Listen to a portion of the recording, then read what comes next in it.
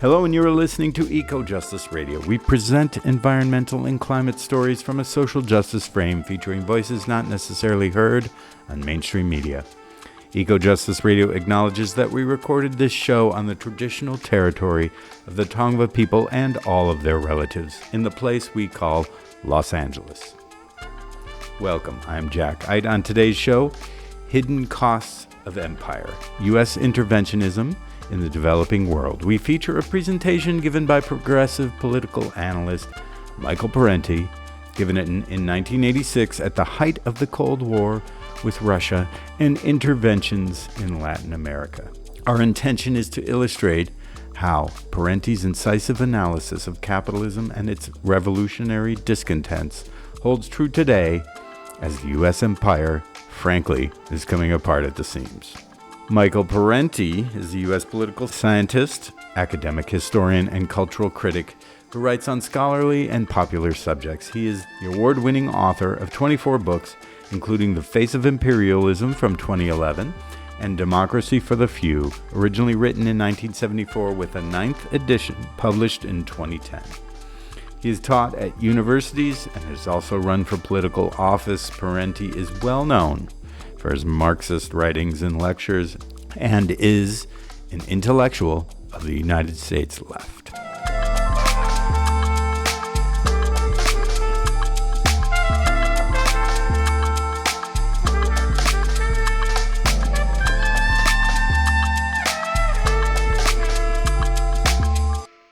Today we feature Michael Parenti as he delivers a powerful lecture at the University of Colorado Boulder from 1986.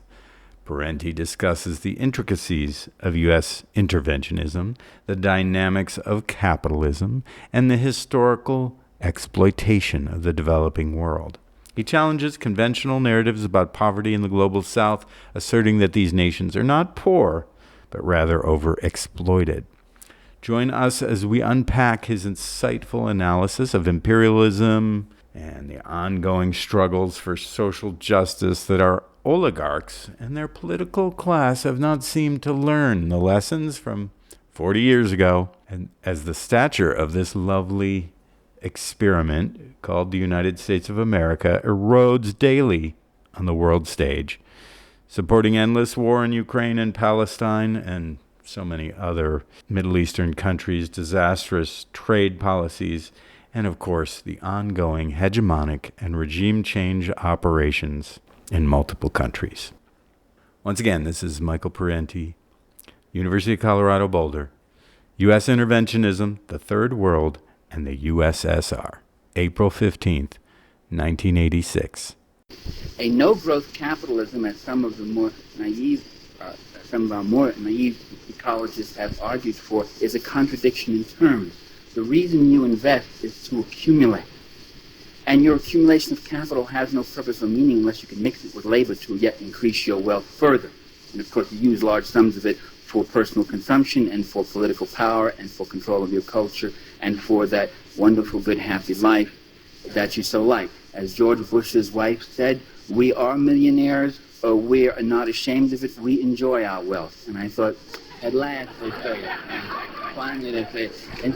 Instead of the usual thing is, you know, how we rich suffer and we're misjudged and it's just terrible being rich. Now that nature of expansion really affects the nature of, it's an important imperative because it means capitalism also can never stay home. It goes abroad.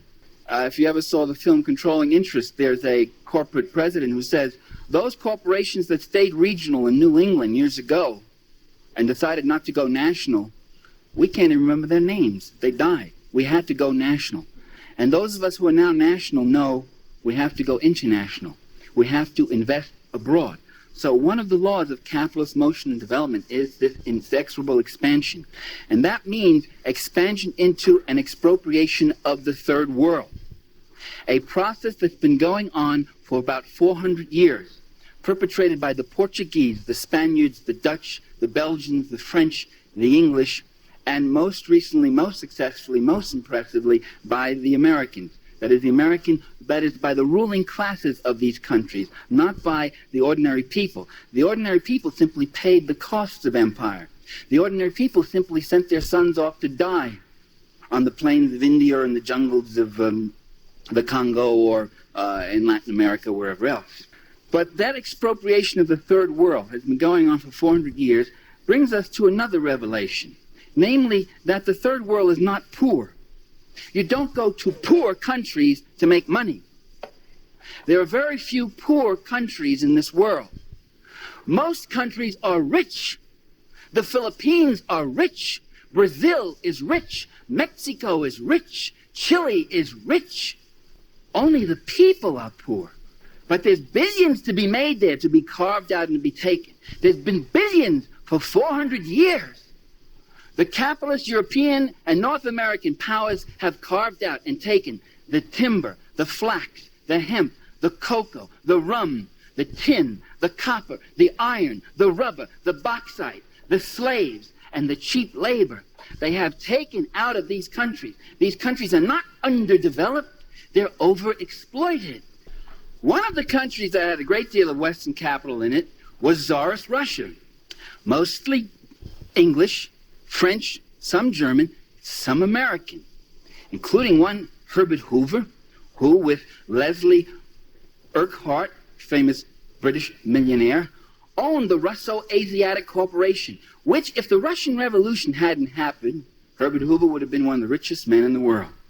And years later, when he was president of the United States, in 1931, when 1/3 of this country was unemployed, when people didn't have enough to eat, when people were driven to the edge of desperation, President Herbert Hoover said to the San Francisco Examiner, he said, "My greatest ambition in life is to see the overthrow of Bolshevism in Russia." There came, with the Russian Revolution, a break in the fabric of international capitalist history.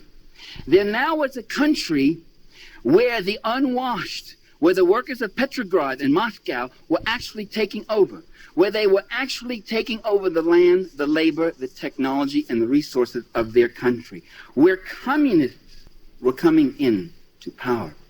And there's a remarkable correspondence between Secretary of State Lansing and President Woodrow Wilson, in which Lansing says, the Bolsheviks are wanting in political virtue.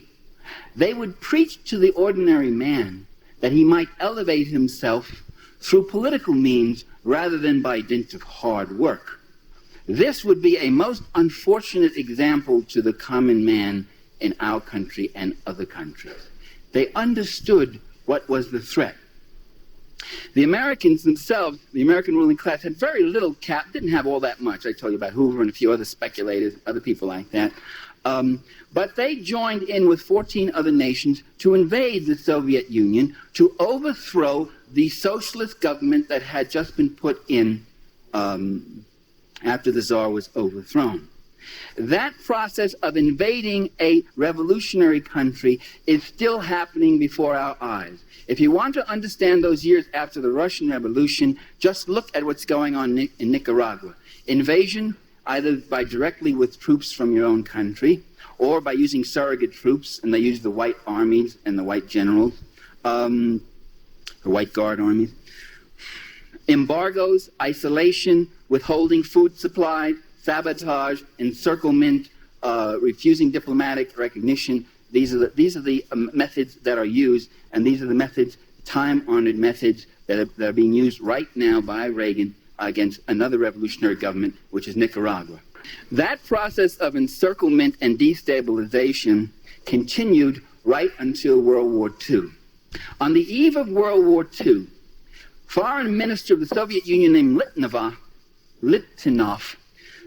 went to, did I pronounce his name correctly?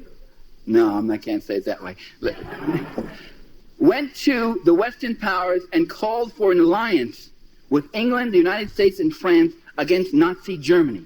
And that if the Germans attacked Czechoslovakia, they would all join in, or attack Poland, or attack anybody, that all the powers would join in to fight Hitler and contain him. The Western allies refused those overtures from the Soviet Union. Not because they were appeasers, not because they were simple and naive, quite the contrary, because they had a plan of their own, and that plan was Munich. And the plan was, we give Hitler Czechoslovakia and he goes east. And they were waiting for a war. And that war was supposed to come. And it was going to be Nazi Germany finishing off Bolshevik Russia. Just as they had sent armies in against Russia just a few years, less than a decade before, so they now plan to do the same. And so they've done again and again. And that war was fought, and most of it was fought on the Eastern Front. 7 out of every 10 German soldiers who died in that war died on the Eastern Front. The scale of fighting was enormous. The battles of Kursk, Stalingrad, the Battle of Berlin. There's nothing like it that happened in the Western theater, on the Western Front. In the Battle of Berlin, you saw 2 million German soldiers against 3.5 million attacking Soviet soldiers. The losses were stupendous.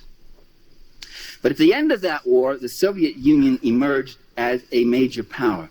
Very weakened, very much weakened, having lost most of its industries west of the Urals, having lost 20 million people. Most of its transportation, by the way, at that time was still by horse or oxen in most areas for most of its population. But it still had the Red Army. And yet it was not an army that had any intention of marching through Europe, although that was a NATO myth that was cultivated at the time. And there's an interesting set of documents that just came out in the American Historical Review, which point out now that the West and the State Department never really believed that the Soviets were going to invade Western Europe. That was a myth which they consciously propagated. They knew that after an exhausting war, the last thing the Russian people would ever go for, or the Russian leaders themselves would ever go for, was another war. There was no sense, they had no interest in such a war. The war they fought against Germany was defensive, and they wanted to rebuild their country. That was a myth that was consciously propagated, that if we don't stop them, if we don't build NATO, if we don't double, triple, quadruple our defense forces, the Ruskies will be marching under the Arc de Triomphe. The point of all of what I've said so far is just to point out to you that the Cold War did not begin in 1947, but it began in 1917. That the Cold War has been going on even before the Russian Revolution, in the sense that the U.S. has been consciously, and other Western countries have been consciously suppressing any kind of revolutionary forces. When Ronald Reagan says that we've got to stop the Sandinistas and overthrow them because they are an extension of Soviet power, we might ask ourselves, we've been in Nicaragua 11 times, and at least 5 of those times there was no Soviet Union. We've invaded Costa Rica, we've invaded Haiti, we've invaded Mexico, and there wasn't Soviet Union. We invaded these countries long before there was a Soviet Union.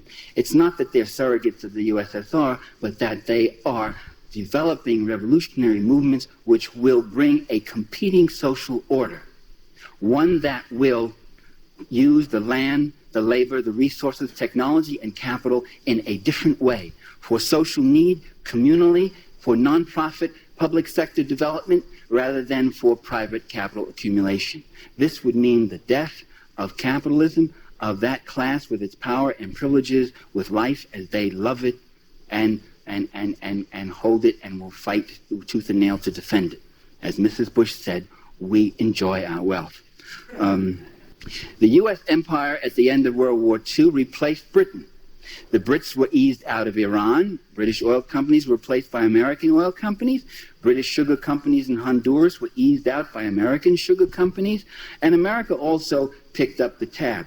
America built a basis, an American empire, over 2,000 bases around the world, including about 300 major ones.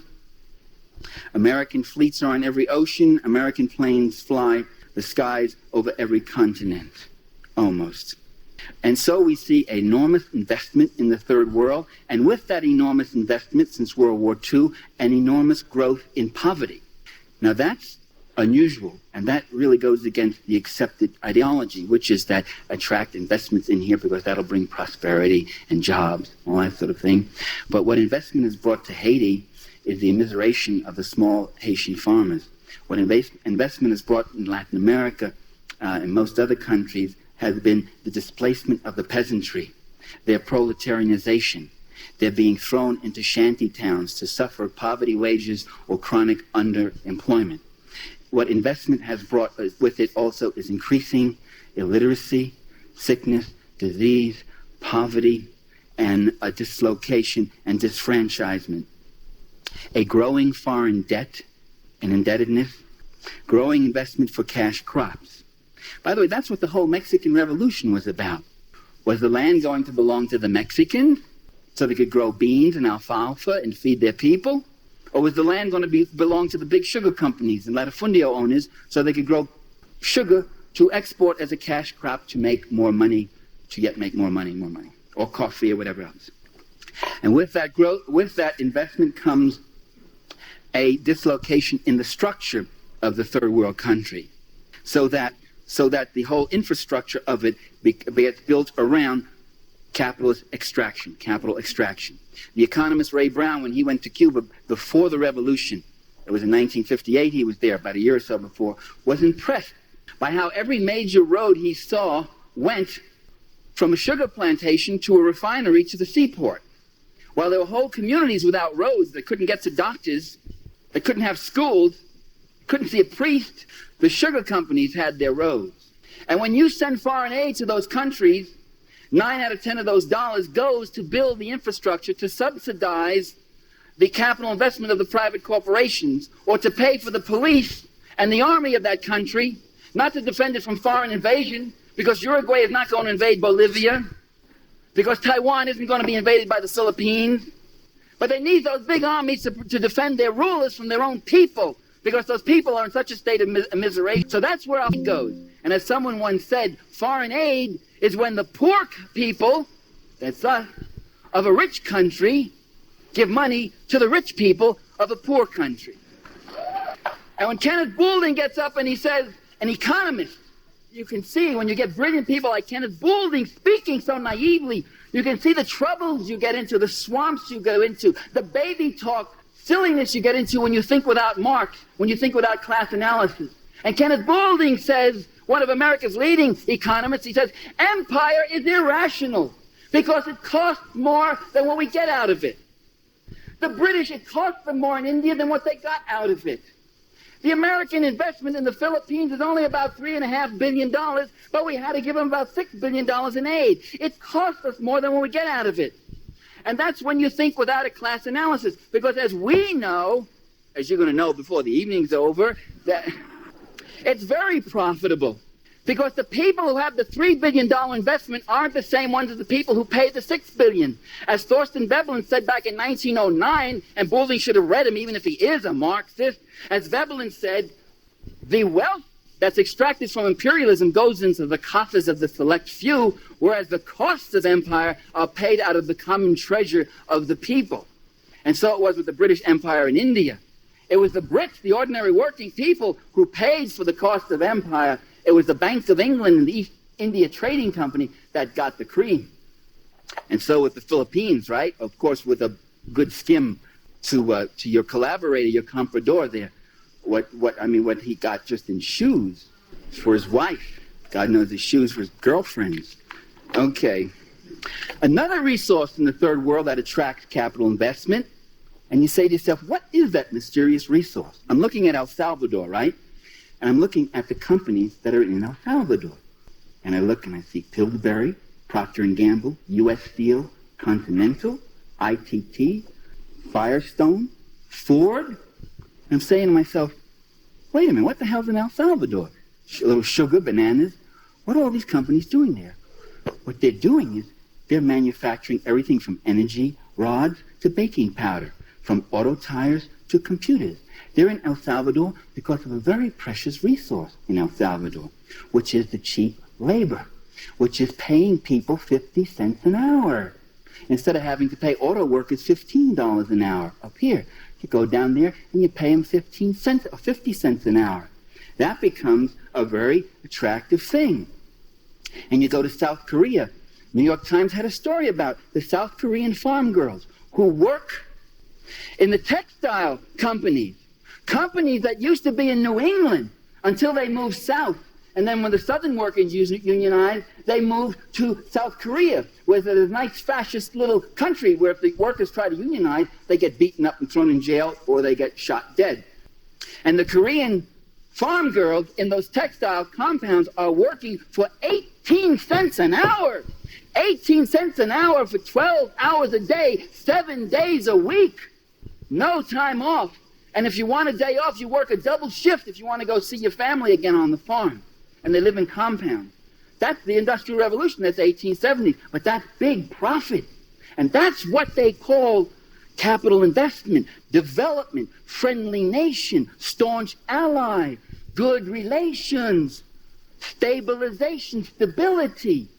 And General Motors, when they tell you, ladies and gentlemen, that they've got to pave over Detroit and they've got to close down factories because the cars aren't selling as well as they should, what they don't tell you is that in the last 10 years, General Motors has opened up a dozen new factories in other countries for the reasons I've just talked about. So here's another resource. This, in fact, is the key resource, the resource which is the source of wealth, along with natural resources, which is labor.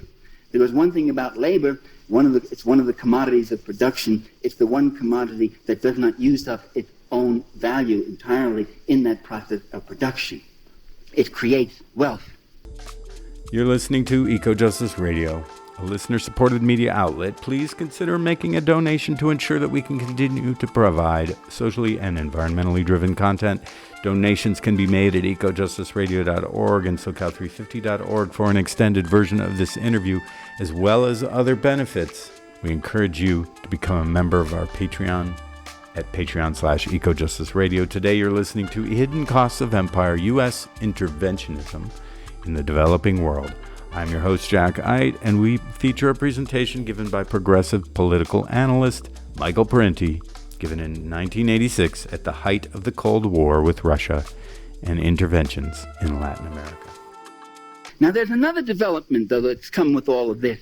And that other development is that revolutionary movements have been emerging all around the world, these competing social orders. And so they must be targeted.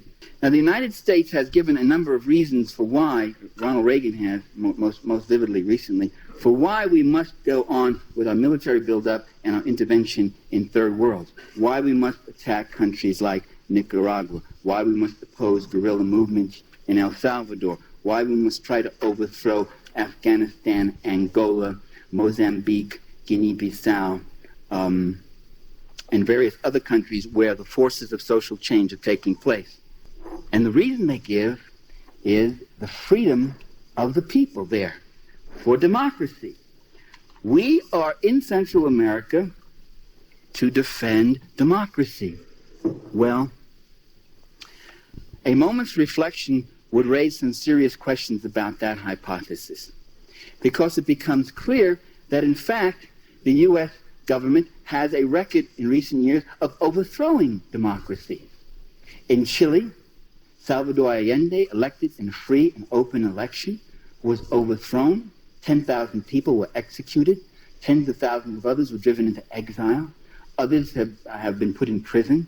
And you have one of the worst fascist dictatorships, all with the support of the United States, which after Allende's election cut off all aid except to the Chilean military.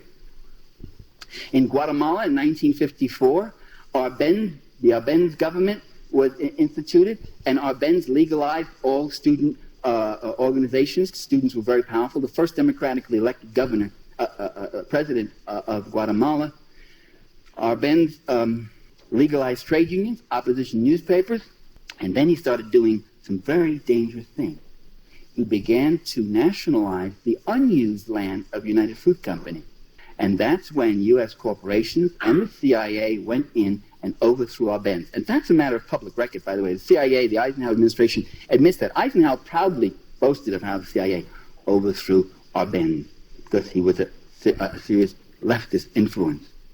And so with Mossadegh in Iran, so with Goulad in Brazil, so with Bosch in the Dominican Republic, so with a variety of other democratic leaders, at least 6 or 7 in Latin America, who were overthrown and generals brought in with the aid and assistance of the U.S. government. So it can't be that we're there to foster democracy. We seem to also make war against democracy. And in addition, we support some of the worst dictators. If Reagan is really against tyranny, if he really hates tyranny, Why doesn't he send freedom fighters into Paraguay or Chile or South Africa? Why doesn't he start sabotaging there, putting a squeeze on them? In fact, the whole fight with Libya might be less of a mystery if you understand that really the worst thing about Colonel Gaddafi, who is a kind of a strange guy in some ways, but not as strange as the media has made him out.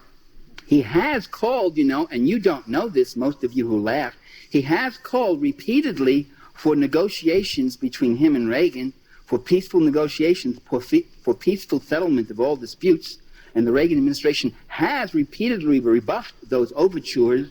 That isn't put in the press. I'm not blaming you for not knowing it. You're not going to read it in that rag that I saw out there, that Colorado thing that said terrorist targets hit in Libya. He has done that, and he's done some other things which make him really dangerous. It's not the terrorism. It's not the attack on the Vienna and Berlin airports, for which they have no proof that Libya was involved, and which they have proof that the terrorists came out of Syria. The troublesome thing about Gaddafi is that when he took over in 1969, he took over a country that was like Saudi Arabia, a country of mass misery, a lot of rich oil that went into the pockets of a few rich. And when his colonel's revolution took over, they got rid of the rich. They took all their extra houses and gave them to the poor.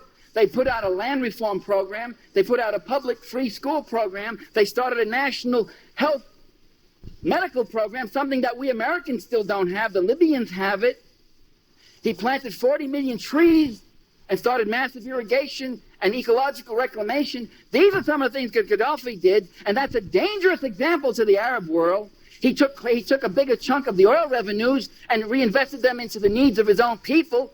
And the per capita earnings of the Libyan people are the highest in the Arab world, the highest in the third world. You didn't hear that in the media, did you? You didn't hear that on Dan Rather's tonight. That's what's dangerous about Gaddafi. And the cue comes, and you know the cue when Reagan says Gaddafi is a tyrant over his own people, like the Sandinistas are tyrants over their people, like Allende was a tyrant over the Chilean people. The minute they start social reform, the minute they start tampering with our oil, our bananas, our sugar, our copper, our iron, our bauxite, why, they're tyrants. The second myth that's given to us is that these revolutionary governments are hostile to us, and that's why we oppose them. Right-wing dictatorships get along with us. They're friendly to us. Why is that, though? What is it about right-wing dictatorships that make them so friendly? What are they being so friendly about? What is the community of interest that they have? I'd already explained it, I believe. It's a common class interest. And the left-wing guys come in, but they're hostile to us. Well, that doesn't really seem to be true, though. The first thing these left-wing governments do when they come into power is ask for friendly diplomatic and economic relations with the U.S. Certainly that's what the Sandinistas did. They honored the debt that swindler Somoza ran up, and they asked for closer economic relations. That's what the Cubans want. Every socialist country, from a huge power like the Soviet Union to a small power like Vietnam or Cuba, to a mini micro power like Grenada under the New Jewel movement, every single one of them asked for more trade, normal political, economic, and diplomatic relations with the United States. Not necessarily out of love, but because they saw it in their self-interest, because their interest was to develop their own economies and to have peace and security on their borders, to invest less in military defense. There was even an article on that in the New York Times in which Fidel Castro makes that point. We want to spend less on our military defense. It doesn't make sense to the Cubans. Why must they go 16,000 miles away to Japan to buy school buses? That's where the Cubans get them. They go 16,000 miles away when they could buy them right from Florida, 90 miles away. Why must they get their medical supplies from China and Czechoslovakia when they could get them from the U.S.?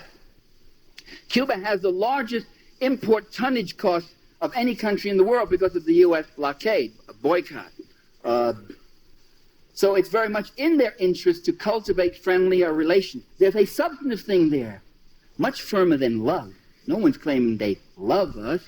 And love, after all, you know, is a volatile emotion. It comes and goes. Much firmer than love is self-interest, and therefore the basis for some kind of normal relations with those countries. No, my friends, it's really the Reagan administration that runs with terror whenever there's the first sign of friendliness from a socialist or revolutionary country. Reagan, as Tom Wicker said, in regards to the Soviet Union, for instance, in armaments, Reagan will not take yes for an answer. The final reason given is that we must contain the red tide. You heard that March speech by Ronald Reagan, vintage stuff, where he talked about a red tide lapping our border if we allowed Nicaragua to sustain the kind of government that its people have chosen in free and open elections. If we allow that, our own security is at risk. And you can see that superpower 60,000-man army of the Sandinistas cutting a swath up through Guatemala, Mexico, Texas, right up here into the heartland, right into Boulder, Colorado, dancing with your daughter and your sisters. Do we want that? I hear that good dances. The image of that tiny nation of 3 million being a threat to us, you know? It reminds me of the Vietnam War. We used to hear that same stuff. We say, if we don't fight them in the jungles of Vietnam, we'll have to be fighting them on the shores of California. And Walter Lippmann said, the image of the Vietnamese getting into their little PT boats and coming across the Pacific and taking California is an insult to the U.S. Navy. It's very hard to convince the American people that they should send their sons, and maybe, who knows, someday even their daughters, to go fight and die in some jungle to make the world safe for United Fruit Company or Chase Manhattan or Procter & Gamble or ITT. So you say it's to stop the threat of that communist country. It's very hard to convince the American people that a tiny country like Nicaragua or Vietnam or El Salvador is a threat to U.S. security. So you say it's not Nicaragua. They are the puppets of the Cubans, who are the puppets of bum, bum, bum, bum. The big red bear in the Kremlin. And yet again, as I just said, these countries continually want friendly overtures, continually want friendly relations, including the Soviet Union. What we hear also is that there's another pernicious element, and the thing we have to stop in these countries is a thing called communism, and that there are communists in these countries. It's time, ladies and gentlemen, brothers and sisters, it's time we ask, what's a communist? What does a communist do that is so dangerous? They would have us believe that communists merely hunger for power rather than wanting the power to end hunger. They would have us believe, the New York Times, let me refer to an editorial where they describe the undesirable and offensive Managua regime. By the way, these countries don't have governments, they have regimes. You'll see that in newspapers all the time. We have government. And I said to myself, what is undesirable and offensive about Managua? Is it the land reform program, where they took all that massive land owned by those few rich compradors and gave it out to the people who were starved for land? Is it the farm co-ops that they're setting up? Is it the community industries and the public work programs to create jobs for people who have been chronically unemployed? Is it the food program, a ration of beans and rice for every kid in Nicaragua so that nobody, no matter how poor that country is, they're all getting fed? Is it having the lowest infant mortality rate in Central America despite earthquake and civil war and foreign invasion and attack and embargo? Lower even than Costa Rica, which is supposed to be the big show place? What's so offensive about Managua? It is those things in some degree. It is creating a competing social order. It is people, it is those who have been downtrodden. It has been those who have been used as fodder in the capital accumulation process, now claiming back the process of production, claiming back their own land, claiming back their own flag, their own dignity, and saying this country is going to be for us and not for you anymore, gringo. And that's the communist program, and that's what communists are. I had somebody up in Vermont say, she got up, and she was one of those trust funders who works on peace a lot, and she said, oh, sorry there. And, people were saying that the Salvadoran guerrillas are communists, but they're not communists. They're just ordinary peasants. So why are we fighting them? The implication being that if they were communists, it would be okay to go in and pulverize them. And I pointed out that, well, look, at least in the FLMN, the front, there's at least 2 of those 5 groups. At least 2. I'm not sure about all of it. but at least two of them that would not deny the label communist. They would say, yo soy comunista. They'd say it. And they would say it proudly. And what does it mean to be a communist? It means to fight and devote yourself to the people. If communists, if we leftists, if we Marxists, if we revolutionaries, if we progressives, if all we want is to hunger for power, then why do we side with the powerless? Then why don't we toady up to power? Why don't we take the road of the Henry Kissingers and the Daniel Patrick Moynahans and the Ziggy Brzezinskis and the Eugene Rostows and the McGeorge Bundys who toady up and mouth for power? When Henry Kissinger was made National Security Advisor for Richard Nixon, Nelson Rockefeller gave him $50,000 as a going-away present. As Nelson Rockefeller testified himself before the Senate committee when he was being appointed Vice President of the United States. And they asked, and the senators, well, they really went at Rockefeller really hard. They said, why'd you do that, Mr. Rockefeller? And Rockefeller said, well, giving's always been a tradition in our family. Giving. They cast their bread upon the waters and more came back, didn't it? He was saying to Henry Kissinger, Henry, I brought you out of Harvard. I brought you out of that Center for, or whatever that was, strategic studies, because I liked the books you were writing, and you were writing them for me. Henry, you remember you're going to go work for Tricky Dick, but you remember who you belong to. And that's what hungering for power is. It's climbing, like the political climbers and careers have done in every country in the world. And we on the left don't do that. We stand out in the rain. We stand out on the picket lines. We put our jobs on the line. We risk our careers. In many cases, we even risk our physical safety and our lives in all sorts of countries. If it's power we want, why do we take such a circuitous route? If it's power Senator Garland wants, why is he standing back there? And 70 years standing like a legion. Well, these communists do all these reform things, yes. And liberal columnist Richard Cohen in the Washington Post says, and I think I've heard it about 800 times from different people, we ought to copy what the communists do. Why are we always on the wrong side? Why do we go into these countries and find ourselves on the side of the big landowners, the sweatshop owners, the big corrupt generals who run little prostitution rackets on the side and all that stuff? Then why are we with that element? Why don't we capture the hearts and minds of the people the way the communists do? Why don't we copy their techniques? What are their techniques? Well, communist techniques are very well known. Just the things we just said. They go into the village. They do land reform. They try to bring clean drinking water. They pay for the food they take. They try to help the people organize themselves. That's what they do. But if we did those things, we not only would have stolen their program, we would have become them. Because that's what they were doing. That's the thing we're fighting to prevent. Not we, that's what our government and our ruling class is fighting to prevent. That's why we always go in on the wrong side, because the wrong side is the right side for the class interests of this administration and every other administration that's occupied the White House. So it is the heart of U.S. policy, ladies and gentlemen, to use fascism to preserve capitalism while claiming to be saving democracy from communism. Now, the Soviet Union is a serious problem for world capitalism. First, it's the strongest socialist country. As the strongest socialist country, it is a major target. Second, it has assisted other revolutionary movements, mostly just diplomatically, politically, morally, but also sometimes with material aid. Not much, but rather substantial aid in the case of Vietnam. So, one goal is to try to contain the Soviet Union. The dream is finally to roll back the events of 1917, to undo history, to bring back that time when all the world belonged to us and there were no problems like this. And there became an encirclement of the Soviet Union.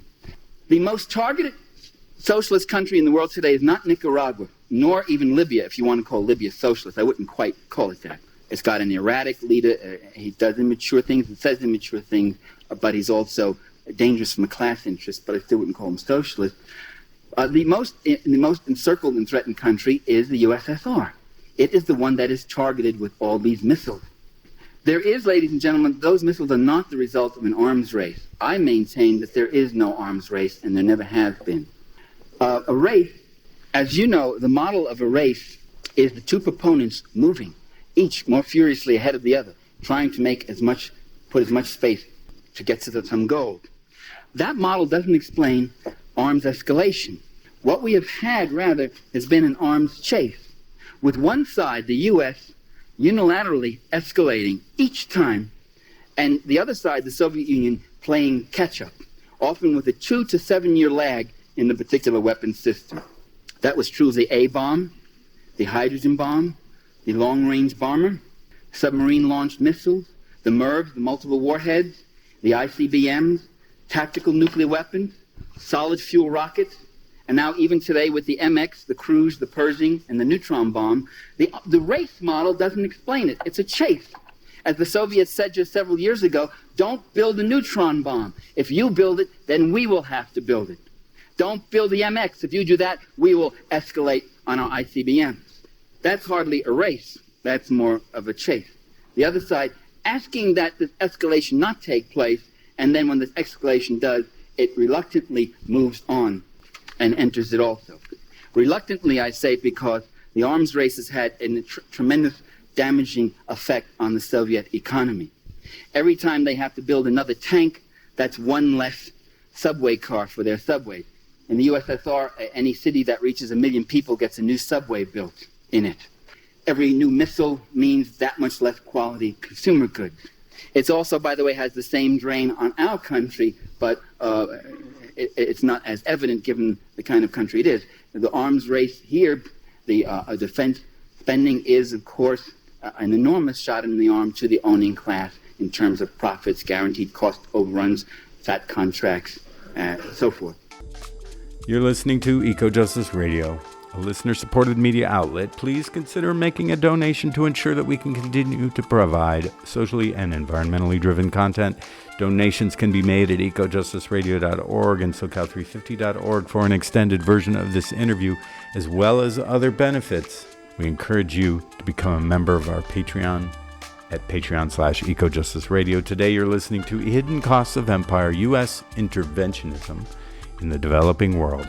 I'm your host, Jack Ide, and we feature a presentation given by progressive political analyst Michael Parenti, given in 1986 at the height of the Cold War with Russia and interventions in Latin America. The Soviet Union has a capital shortage, unlike the U.S., which has a capital surplus, and so therefore this deprivation. The Soviet Union has a labor shortage, unlike the U.S., where there are 20 million people underemployed. It has a smaller industrial base, so to match us, that's a greater drain on it. It has scientists who would prefer working in the civilian sector because their work in the military sector remains anonymous. Managers who would have management jobs in the civilian sector. In short, it has a number of rational reasons why it would like to diminish the arms race. As Gorbachev has said again and again, we have a lot of building in our own country. We have never had a normal year in our history. We have had foreign invasion, revolution, invasion again, forced collectivization, etc., armaments race, and we would like to have some normal years. Again, not necessarily love, but something much stronger, which is self-interest. So I would argue that Soviet escalations have been mostly reactive and defensive to U.S. escalations. This is true also if you look at the Soviet Navy.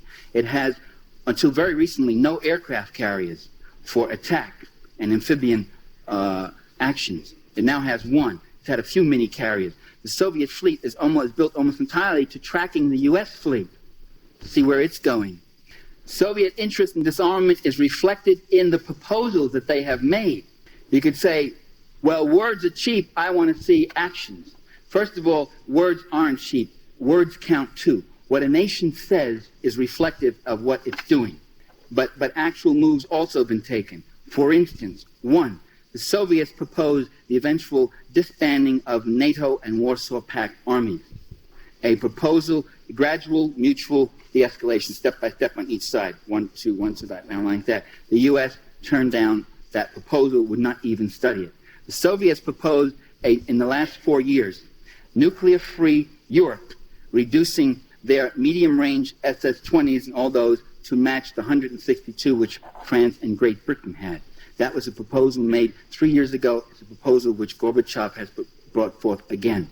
It's one which Reagan has ignored, but simply to quote for zero-sum and without the two reasonable stipulations which Moscow has asked for, namely that if we get rid of all our missiles both sides, we also guarantee that you don't transfer any of your existing missiles in Europe to the French or British, and the French and British begin to get rid of their missiles.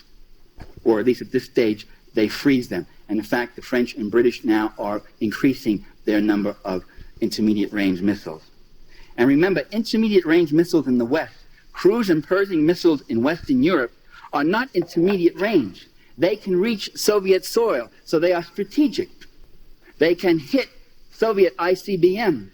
Soviet SS-20s are nasty weapons indeed, but they cannot reach the United States. They cannot knock out any MXs or ICBMs. They are not first strike potentials. Another thing to remember, cruise and Pershing missiles that are now in Europe have a 7-minute strike time. That's the end of deterrence. And this is why Gorbachev and the Russians are beside themselves about the cruise and Pershing. This is why they walked out of Geneva in 1983, because Reagan refused to negotiate on the cruise and Pershing. This allows Reagan to turn around and say, we went to Geneva, but they walked out, as he's going to do now with this latest cancellation. So what you do is you shove a person away, you act hostile toward them, they get up and they say, well, you obviously don't want to negotiate, they walk out, and then you turn to your people and say, you see, they don't want to reach an agreement. If it takes me a half hour to get my missiles over and kill you, and you a half hour to kill me, then in that half hour after I let mine go, you know they're coming, and you let yours go at me. That is a deterrence to me. However, if I can reduce the striking times to 7 minutes, and they're so low and fast, and your radar can only pick them up in the last 2 minutes, I now have a first strike capacity on you. You no longer have deterrence. I no longer can fear your missiles, because my missiles are targeting yours. And I'll knock out all your missiles, and then I'll have a second strike capacity to hit you. You'll have a feeble retaliatory strike. Your feeble retaliatory strike, however, will be blocked out by my Star Wars. Ah, is that what Star Wars is all about? Yes. You see, the criticisms about Star Wars are largely irrelevant in that area. People have said, scientists have said, it's a ridiculous project. It's going to have to work the first time and work perfectly. Only if the Soviets launch their 10,000 missiles at us in a fit of peeve one day, they say, let's destroy the world, and they send the missiles at us, only then will Star Wars have to work perfectly. But if the function of Star Wars is to be a shield against a feeble retaliatory strike of the Soviets after a first strike by the U.S., then Star Wars becomes much more effective. And Ronald Reagan himself let the cat out of the bag last year when he said, it doesn't have to work perfectly. And he speaks and all, they've got him away from the platform and all that. Because they explained it to him just that morning at breakfast. That if I can only block out 90% of 10,000 missiles, I'll be destroyed by 1,000 missiles. But if all the Ruskies have left are 60 or 70 missiles, and I can block out 90% of those, then only 7 or 8 will hit us. And that is called acceptable collateral damage. How do you like that? For 1984, 20 million, anywhere from, they estimate, from 4 to 20 million. Acceptable collateral damage. But we would have won one for the Gipper, eh? There are nuts in the Pentagon who think like this, ladies and gentlemen. They get big fat military pensions too, and they get big fat salaries, and they got big boards all lit up. They think like that all the time.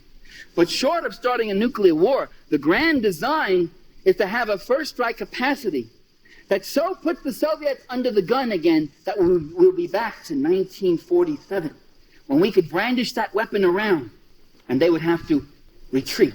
They would have to concede. They would have to pull back in fear. We'd be back to 1962, the Cuban Missile Crisis, when Kennedy sat there and thought of a strike against the Soviet Union. And they realized that Khrushchev really had only 1, possibly 2 ICBMs that could reach the U.S., and it would only reach the northeast corner of the U.S. But they estimated that this might cause 1 million, 2 million casualties, and that would be politically unacceptable. And so they discarded any idea of a nuclear strike against the Soviets. That one missile may have saved our lives. So it's not true that the missiles just build up blindly on both sides. They're caught in this irrational race.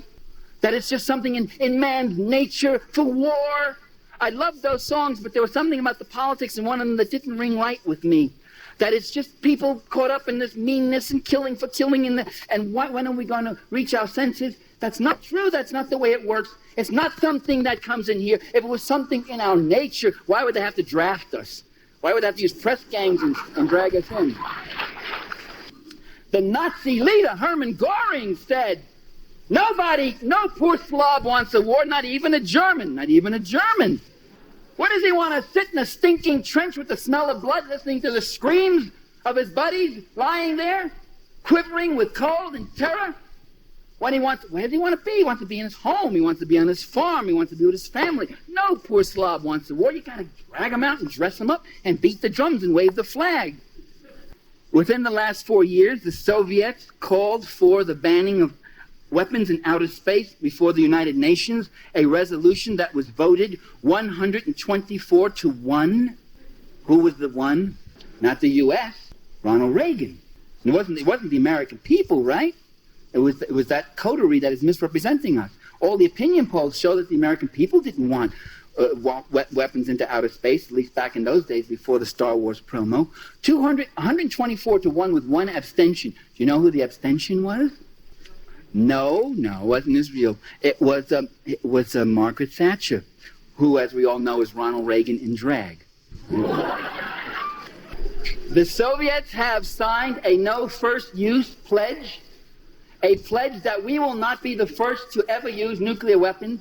And the only reason they signed that is because they cannot imagine any time when it would be in their interest ever to be the first to use nuclear weapons. They haven't ruled out the possible use of them, and they keep building too. That no first use pledge, the U.S. has refused to sign it. Well, so what? That means less hypocrisy, because when push comes to shove and the missiles are going to fly, they're going to fly, right? No. What nations say is an indication of their interests and their strategies to some degree. Sometimes there's lies and deception. The U.S. cannot sign a no first use pledge because they have threatened, every administration has threatened the use of nuclear weapons. It's part of U.S. foreign policy. That's what Star Wars, that's what First Strike, that's what Cruise and Pershings are. It's to gain dominance again over the socialist countries, over the third world, by having nuclear superiority. The U.S. threatened first use and thought of using nuclear weapons at Khe-Sanh during the Korean War. Eisenhower did. Nixon thought of using nuclear weapons at, what was that battle? During the Tet Offensive, but was that Khe-Sanh? I'm getting my wars mixed up. In Khe-Sanh in Vietnam, and I forget what the other battle, the Reservoir Battle in Korea, was Eisenhower. The Eisenhower administration not only deliberated using them, but actually decided to at Dien Bien Phu, and said yes, and offered nuclear weapons to the French. It said, you want to use some of these tactical nuclear weapons at Dien Bien Phu? And the French refused. They took the defeat instead. So they were quite ready to use them then. And any number of occasions, by the way, the use of nuclear weapons, the Kennedy administration and the Cuban Missile Crisis seriously considered the use of nuclear weapons against the Soviet Union, as I mentioned before. So it is a part of policy. It is one of the weapons that are to be used to maintain imperial hegemony, to keep history from happening, to keep people under the gun. So if they signed a no first pledge, they could no longer threaten using the weapons. It would show them to be hypocrites and liars. They signed the pledge, and here they are threatening to use the weapon. And if they signed the pledge and threatened to use the weapon, this would undercut the credibility of the use of the weapon. Or if they signed the no first pledge, this would undercut the credibility of the threat of nuclear weapons. And the value of those weapons is a threat. And by the way, it may not be that the U.S. is ready to destroy the USSR. Their ultimate plan is really to get such a superiority with Star Wars, Cruise, Pershing, and all that, forward attack, planes and submarines and everything else, that they will just be able to dictate terms, as I was saying. And first use pledge would certainly not fit into that scheme of things at all. Therefore, the policies are not really totally symmetrical between Moscow and Washington. The Soviet Union, this is one of the best kept secrets in the United States. The Supreme Soviet in February of 1981 voted unanimously to endorse a mutual, bilateral, verifiable nuclear freeze that was virtually identical to the ones which were passed in those 20 Vermont townships and voted in 9 states and endorsed in hundreds of towns and cities in America. And its wording was almost word for word the same pledged. The Central Committee of the Communist Party of the Soviet Union that same month voted unanimously to endorse a nuclear freeze. The U.S. has, in fact, ignored any proposal for nuclear freeze despite a massive movement involving millions of people in this country, probably the biggest mass movement in such a short time in our history was the nuclear freeze movement. You don't realize, some of you are too young to realize what history you're making, you don't realize, but it's incredible. It dwarfed, in its numbers, it dwarfed the anti-war movement, at least for the first 5 years. It dwarfed the civil rights movement. It dwarfed the union movements and struggles in the 30s, and the sheer numbers of people who signed up, who marched, who demonstrated, who wrote letters, who pledged for nuclear freeze.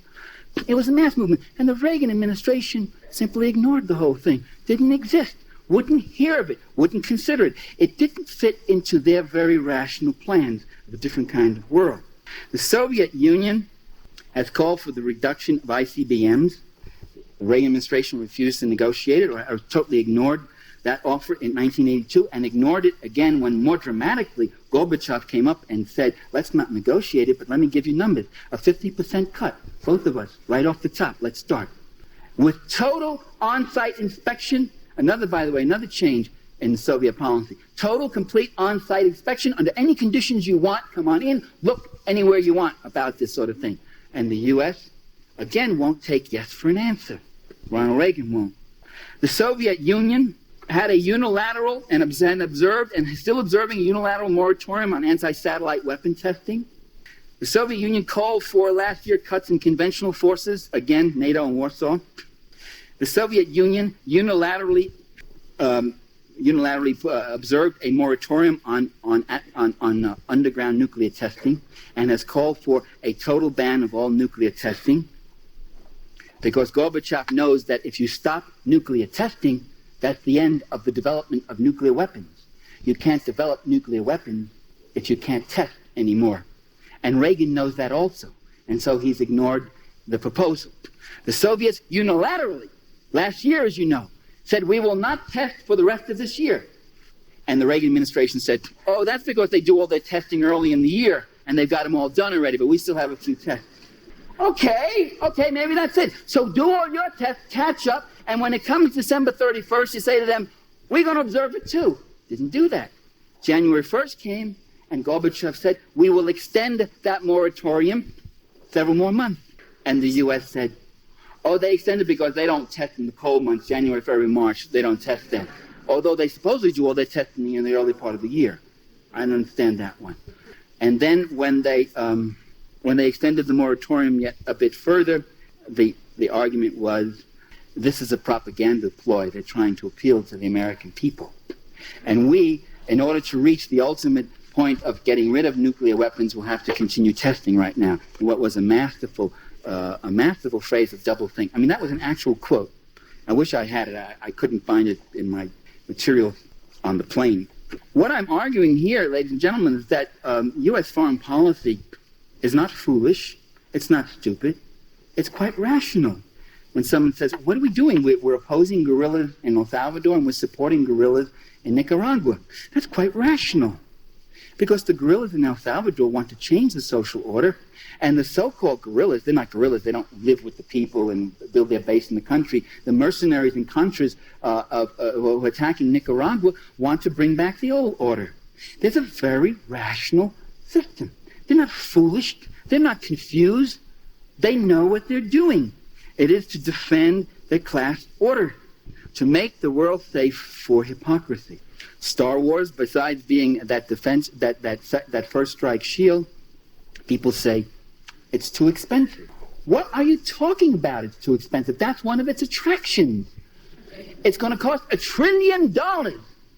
It'll cost more than the entire New Deal WPA program and the Manhattan Project, which gave us the atomic bomb, and the Eisenhower Highway Project. Put all of them together, and the building of the railroads, put all of them together, they won't cost as much as Star Wars. $1 trillion is for the first stage. They think the first stage.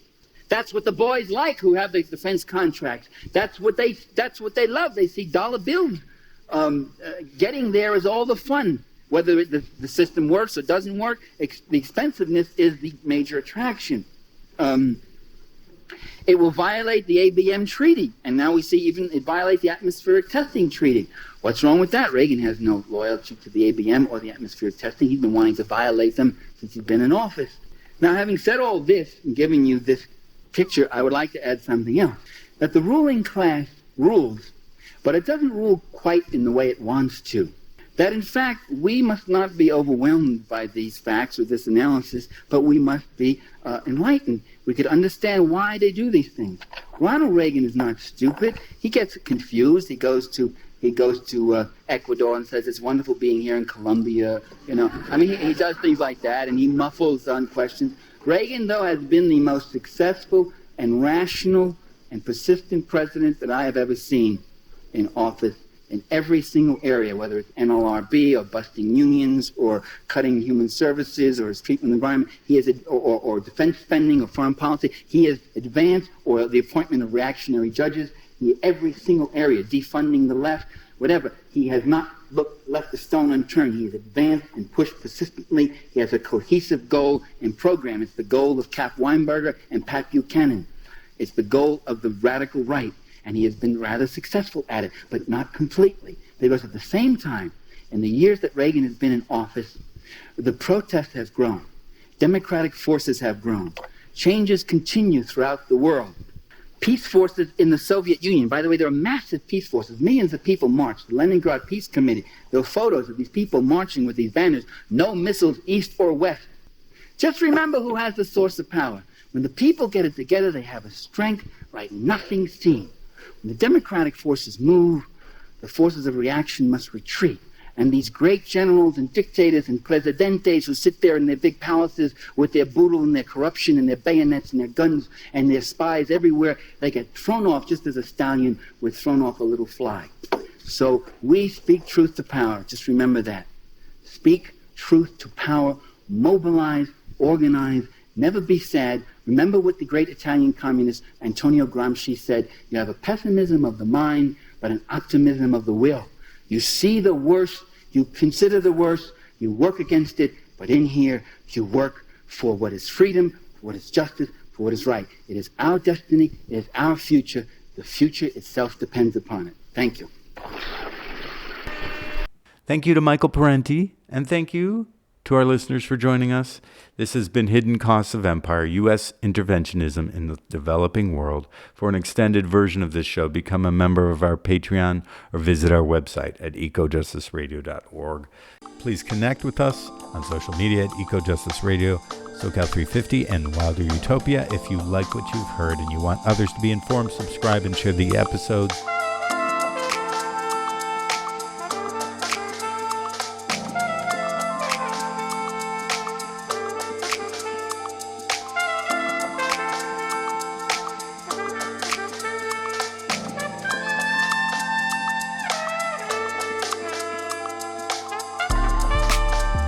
You have been listening to Eco Justice Radio, a project of SoCal 350. Executive producer, myself, Jack Eit.